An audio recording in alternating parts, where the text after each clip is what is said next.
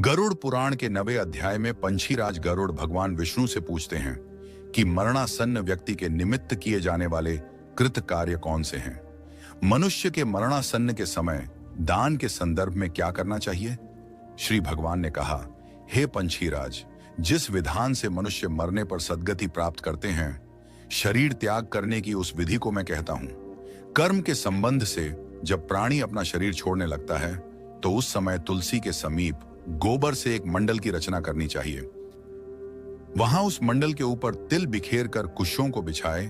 उसके बाद उनके ऊपर श्वेत वस्त्र के आसन पर शाल ग्राम शिला को स्थापित करे। जहां पाप, दोष और भय को हरण करने वाली शाल ग्राम शिला विद्यमान है, उसके सन्निधान में मरने से प्राणी की मुक्ति सुनिश्चित है। जहां जगत के ताप का हरण करने वाली तुलसी वृक्ष की छाया है, वहां मरने से सदैव मुक्ति ही होती है। जो मुक्ति दान आदि कर्मों से दुर्लभ है, जिसके घर में तुलसी वृक्ष भी के लिए स्थान बना हुआ है, वह घर तीर्थ स्वरूप ही है। वहां यम के दूत प्रवेश नहीं करते। तुलसी की मंजरी से युक्त होकर जो प्राणी अपने प्राणों का परित्याग करता है, वह सैकड़ों पापों से युक्त हो तो भी यमराज उसे देख नहीं सकते। तुलसी के दल को मुख में रखकर तिल और कुश के आसन पर मरने वाला व्यक्ति पुत्रहीन हो तो भी निसंदेह विष्णुपुर को जाता है। काले, सफेद और भूरे रंग के तिल, कुश और तुलसी, ये सब मरणासन्न प्राणी को दुर्गति से बचा लेते हैं। क्योंकि मेरे पसीने से तिल पैदा हुए हैं, अतः वे पवित्र हैं। असुर, दानव और दैत्य तिल को देखकर भाग जाते हैं।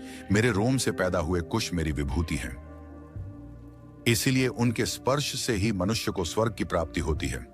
कुश के मूल में ब्रह्मा, कुश के मध्य में जनार्दन और कुश के अग्रभाग में शंकर, इस प्रकार तीनों देवता कुश में स्थित रहते हैं।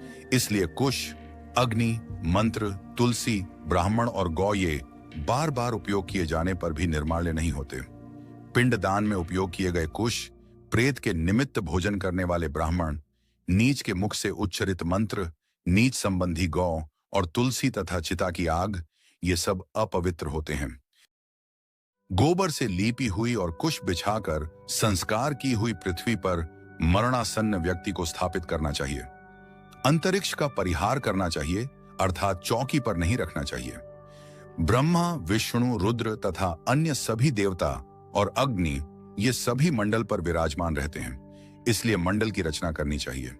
जो भूमि लेप रहित होती है, अर्थात मल मूत्र आदि से रहित होती है, वह सर्वत्र पवित्र होती है। किंतु जो भूमि भाग कभी लीपा जा चुका है या मल मूत्र आदि से दूषित है, वहां पुनः लीपने पर उसकी शुद्धि हो जाती है। बिना लीपी हुई भूमि पर और चारपाई पर या भूमि की सतह से ऊपर राक्षस, पिशाच, भूत, प्रेत और यमदूत प्रविष्ट हो जाते हैं।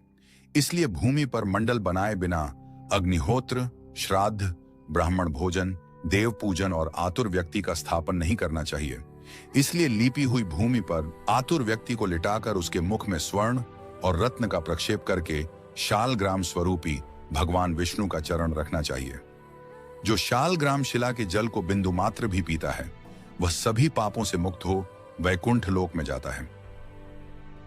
इसलिए मरणासन्न व्यक्ति को महापाप नष्ट करने वाले गंगा जल को देना चाहिए। गंगा जल का पान सभी तीर्थों में किए जाने वाले स्नान के पुण्य रूपी फल को प्रदान करने वाला है। जो शरीर को शुद्ध करने वाले चंद्रायण व्रत को 1000 बार करता है और जो एक बार गंगा जल का पान करता है, वे दोनों समान फल वाले हैं। अग्नि के संबंध से जैसे रुई की राशि नष्ट हो जाती है, उसी प्रकार गंगा जल से पातक भस्म सात हो जाते हैं। जो सूर्य की किरणों से संतप्त गंगा के जल का पान करता है, वह सभी योनियों से छूटकर हरिधाम को प्राप्त होता है।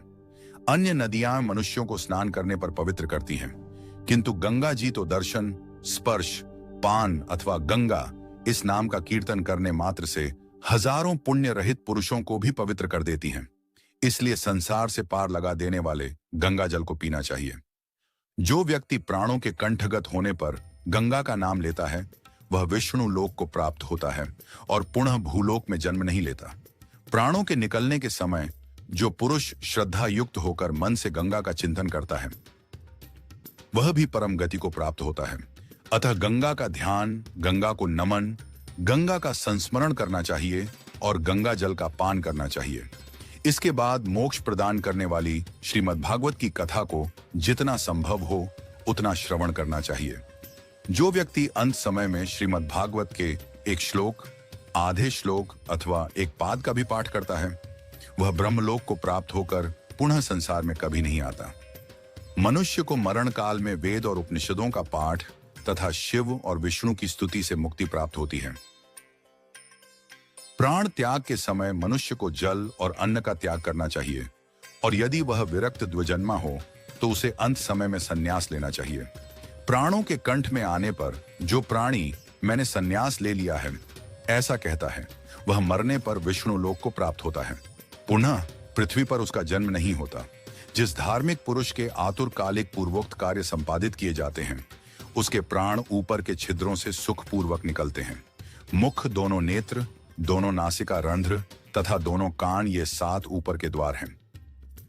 इनमें से किसी द्वार से पुण्यात्मा के प्राण निकलते हैं और योगियों के प्राण तालु से निकलते हैं। शरीर से प्राण पृथक हो जाते हैं, तब प्राणवायु सूक्ष्म होकर शरीर से निकलता है। प्राणवायु रूपी ईश्वर के निकल जाने पर काल से आहत शरीर निराधार वृक्ष की तरह गिर पड़ता है। प्राण से मुक्त होने के बाद शरीर चेष्टा शून्य, घृणित, दुर्गंधयुक्त, अस्पृश्य और सभी के लिए निंदित हो जाता है।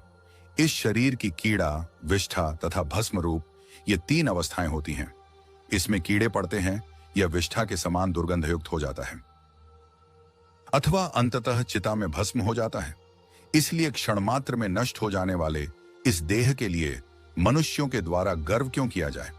पंचभूतों से निर्मित इस शरीर का पृथ्वी तत्व पृथ्वी में लीन हो जाता है, जल तत्व जल में, तेजस तत्व तेज में और वायु तत्व वायु में लीन हो जाता है।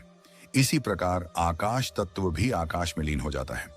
सभी प्राणियों के देह में स्थित रहने वाला सर्वव्यापी शिव स्वरूप नित्य मुक्त और जगत साक्षी आत्मा अजर अमर है।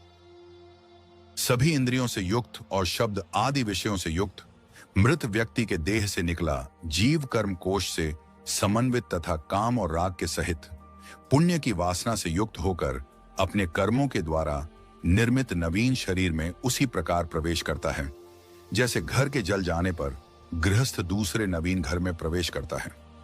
तब किंकिणी जाल की मालाओं से युक्त विमान लेकर सुंदर चामरों से सुशोभित देवदूत आते हैं। धर्म के तत्व को जानने वाले बुद्धिमान धार्मिक जनों के प्रिय वे देवदूत कृतकृत्य इस जीव को विमान से स्वर्ग ले जाते हैं। सुंदर दिव्य देह धारण करके, निर्मल वस्त्र और माल्य धारण करके, सुवर्ण और रत्नादि के आभरणों से युक्त होकर वह महानुभाव जीवदान के प्रभाव से देवताओं से पूजित होकर स्वर्ग को प्राप्त करता है। इस प्रकार गरुड़ पुराण के अंतर्गत म्रियमाण कृत्य निरूपण नामक 9वां अध्याय पूरा हुआ। आज की कहानी में बस इतना ही। चैनल को सब्सक्राइब नहीं किया है तो प्लीज चैनल को सब्सक्राइब कर लें। अगर कहानी पसंद आई हो तो एक लाइक जरूर करिएगा।